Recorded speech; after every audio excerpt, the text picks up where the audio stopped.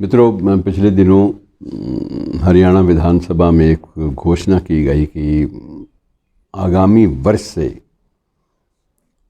श्रीमती सुषमा स्वराज की स्मृति में एक महिला सशक्तिकरण पुरस्कार हर वर्ष दिया जाएगा। अब ये घोषणा हुई तो उसके बाद इसका स्वागत भी हुआ। ये भी एक प्रश्न है कि अन्य राज्य सरकारों ने या केंद्र ने इस बारे में क्यों नहीं सोचा, लेकिन बहरहाल ये चीज़ें बहस का मुद्दा नहीं है। एक अच्छी बात हो तो उसका स्वागत किया जाना चाहिए। हम बात जो है उसको ले आते हैं सीधे मोड़ पर कि सुषमा स्वराज का व्यक्तित्व क्या इतना प्रेरक रहा है। इस बात को देखना ये हमारा दायित्व भी बनता है और इसी बहाने से उसको याद भी कर लेते हैं।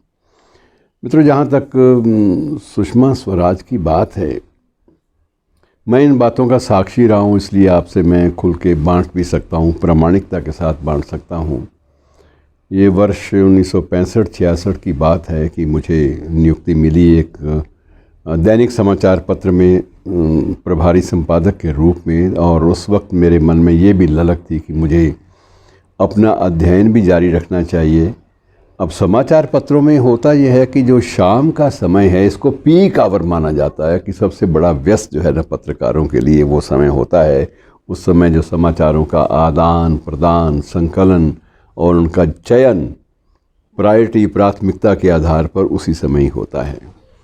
और मन में ललक थी कि पढ़ना जो है वो ज़रूरी है। ये भी था मन में कि कुछ ना कुछ आगे जारी रखना चाहिए। तो मैंने वहाँ की एक सांध्यकालीन अम्बाला छावनी की बात है मित्रों। अम्बाला छावनी वह स्थल है जहाँ हमारे आज की जिसकी चर्चित शख्सियत है सुषमा स्वराज का जन्म स्थल भी है। तो वहीं पर ही ये सिलसिला शुरू हुआ। वहाँ के स्थानीय कॉलेज में मैंने प्रवेश ले लिया। अब समस्या ये थी कि उस कॉलेज में प्रवेश तो ले लिया, सांध्यकालीन कक्षाएं और सांध्यकालीन पत्रकार जो है जिसका काम ही शाम को शुरू होता है, तो वो कैसे वहाँ पर अपना हाज़िरी का सिलसिला जारी करे। तो यही प्रयास होता कि बीच में एक आध पीरियड अटेंड कराए, फिर आके अपना काम ले लिया, फिर इसके बाद भाग के एक पीरियड अटेंड कर लिया। और जिस दिन ना हुआ उस दिन भी कोई ना कोई बहाना चल जाता था। और उन दिनों में कॉलेज के प्रबंधकों ने और कॉलेज के जो मेरे विभाग के जो जितने भी प्राध्यापक थे या विभागाध्यक्ष थे, उन्होंने एक काम किया कि तुम्हें एक दायित्व का वहन करना होगा।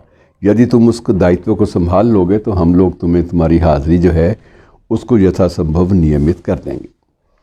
काम ये था कि मुझे उस कॉलेज के लिए अर्थात अपने संस्थान के लिए अच्छे वक्ता तैयार करने थे। छात्राओं और छात्रों को इस बात का प्रशिक्षण देना था कि बात कैसे कही जाए और उसमें क्या क्या इनपुट हो, क्या क्या सामग्री हो, ताकि हम लोग युवक समारोहों में, विश्वविद्यालय स्तर पर होने वाले युवक समारोहों और उसके अलावा जो अंतर राज्यीय और अंतर विद्यालयी, अंतर महाविद्यालयी, अंतर कॉलेज, इंटर कॉलेज जिसे आप कहते हैं, उन प्रतियोगिताओं में हमारे कॉलेज का नाम हो।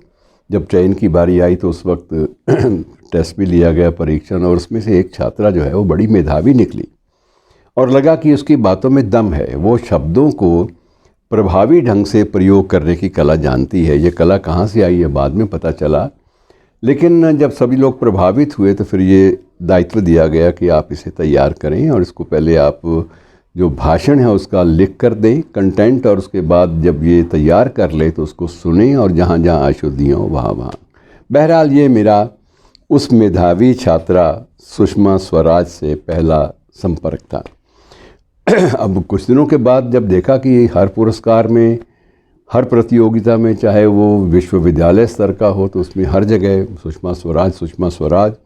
और सुषमा स्वराज तो नहीं थी तब सुषमा ही थी कि सुषमा जिस जगह जाएगी, जिस संस्थान में, जिस प्रतियोगिता में भागीदारी करेगी, दूसरे सारे प्रतियोगी उस वक्त बड़े नर्वस हो जाते थे कि अब ये आ गई है बला, तो ये बला हमें कोई पुरस्कार लेने नहीं देगी, क्योंकि उसकी जो वक्तृता शैली थी वो इतनी दमदार होती थी कि प्रभाव उसका स्वाभाविक पड़ता था। और उसने इस प्रकार से एक वो प्रतीक बन गई कॉलेज की सांस्कृतिक गतिविधियों का, और जो प्रतियोगिताओं की जो गतिविधियां उनका एक सफलता का प्रतीक बन गई, सिंबल बन गई। और उसके बाद मित्रों सिलसिला चलता रहा। मैंने महसूस किया कि ऐसी मेधावी छात्रा, उससे बहुत कुछ सीखा भी जा सकता है। एक प्रवृत्ति होती है एक उम्र में कि सीखिए जहाँ तक हो सके। और उसके बाद संपर्क जो है वो होने लगा धीरे धीरे, और जब संपर्क बढ़ा तो उसके बाद उसने लॉ कॉलेज के लिए, कानून की शिक्षा प्राप्त करने के लिए पंजाब विश्वविद्यालय में प्रवेश ले लिया चंडीगढ़ में। और यहीं पर ही मेरे अपने ही एक निकट मित्र की बेटी, वो भी लॉ कर रही थी। बाद में वो भारतीय प्रशासनिक सेवा में चली गई, मीनाक्षी के नाम से, मैं मीनाक्षी कटारिया, बाद में मीनाक्षी आनंद। और उन दोनों के कारण मुझे और भी इसको समीप से, नज़दीक से देखने का अवसर मिला। एक सबसे बड़ी जो प्रभावित करती थी बात सुषमा की, वो हर मामले में मौलिक दृष्टिकोण अपनाती थी। और मौलिक दृष्टिकोण, मौलिक चिंतन, ये एक बहुत बड़ी बात होती है। और साथ साथ उसका ये भी होता था कि जो भी काम करना है, जिस विषय की तैयारी करनी है, उस विषय को पकड़ना ही नहीं है जब तक उसकी वैचारिकता के साथ प्रतिबद्धता, कमिटमेंट ना हो। और ये कमिटमेंट उसकी दिखाई दी मित्रों जब जेपी आंदोलन चला देश में, नवनिर्माण आंदोलन जयप्रकाश नारायण का। उसमें स्वराज, जो उनके पति थे स्वराज कौशल, वो बड़ी सक्रियता से उसमें भाग ले रहे थे।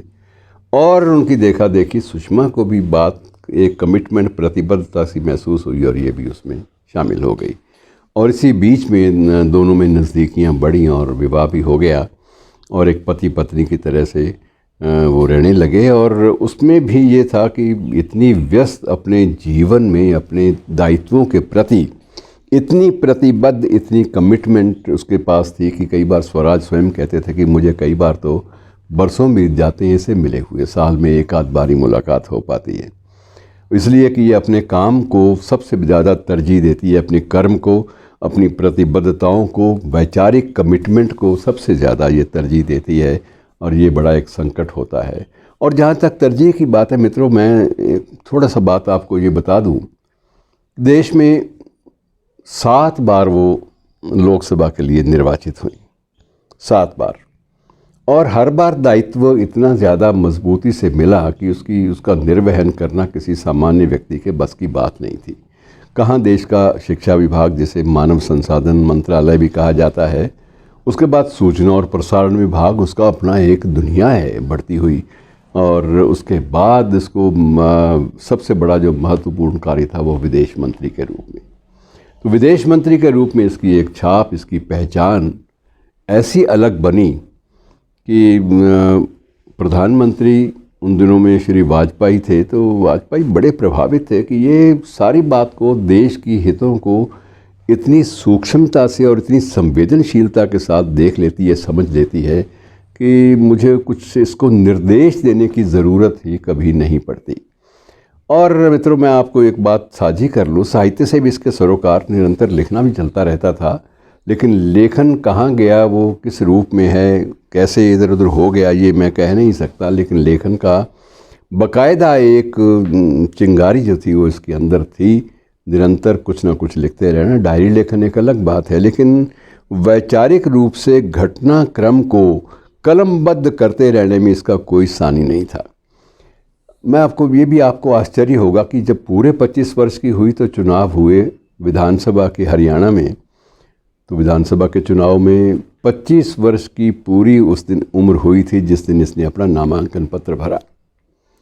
और नामांकन पत्र भरने के बाद ये जीत भी गई। और मुझे तत्कालीन मुख्यमंत्री की बात याद आती है कि वो इसके चुनाव प्रचार के लिए गए तो उन्होंने एक बात कही थी कि आप लोग मतदाताओं से अपील की थी कि अगर इस छोरी को नहीं चुनोगे ना तो बड़ा पछताओगे। ये छोरी एक दिन केंद्र में जाएगी और ये हो सकता है कि किसी दिन ये केंद्र की प्रधानमंत्री भी बन जाए। इस छोरी को मत खोना, इसे अपना पूरा समर्थन देना। मतलब यह है कि वो स्वयं इतने प्रभावित थे कि पहला जब विधानसभा चुनाव हुआ तो विधानसभा चुनाव के तत्काल बाद इनको पहली बार राज्य के जो मंत्रिमंडल था उसमें शिक्षा मंत्री बना दिया गया 26 वर्ष की उम्र में। आप अंदाज़ा लगाइए, 26 वर्ष की उम्र में प्रदेश का शिक्षा मंत्रालय संभाल लेना और उसमें ऐसी छाप छोड़नी कि आगे पीछे जो अधिकारी वर्ग होता था वो भी बड़ा नर्वस हो जाता था कि ये तो बहुत ही हार्ड टास्क मास्टर जिसे कहा जाता था कि ये तो पूरा पूरा काम लेती है, इसके साथ काम करना आसान नहीं है, इसकी गतिशीलता के साथ साथ कदम मिला के चलना ये बहुत टेढ़ा काम है। और उसके बाद मित्रों बहुत सारी बातें हैं, संस्मरण इतने ज़्यादा है जिनमें संवेदनशीलता है। लाहौर में नवाज़ शरीफ के घर जाना, उसकी बेटी को उपहार दे के आना, उनकी माँ के लिए एक साड़ी लेके जाना, धोती लेके जाना, तो ये सारी की सारी चीज़ें इसके नस नस में संवेदनशीलता भरी हुई थी। और एक बार मुझे याद है कि एक मंच पर किसी ने पंजाबी कवियों के बारे में उल्टी सीधी बात कह दी और शिव कुमार बटालवी के बारे में एक उल्टा सीधा कमेंट दे दिया, तो सुषमा ने फ़ौरन आपत्ति की, आप जानते क्या हैं शिव कुमार बटालवी के बारे में, आप जानते हैं वो कितना संवेदनशील और कितना गहरा व्यक्ति था। मतलब यह है कि इसका अध्ययन, और इसने तब शिव कुमार बटालवी पर मुख्य रूप से अपने भाषण को केंद्रित किया और बटालवी के बारे में जो जो बातें इसने की वो अद्भुत थी समीक्षकों की नज़र में भी, कि ऐसी समीक्षा तो हमने ना देखी ना सुनी। तो ऐसी महान विदुषी और मार्गदर्शक महिला के बारे में अगर इतना सम्मान हरियाणा विधानसभा ने दिखाया है तो ये श्लाघा की बात है और इसकी तारीफ़ की जानी चाहिए। शुक्रिया।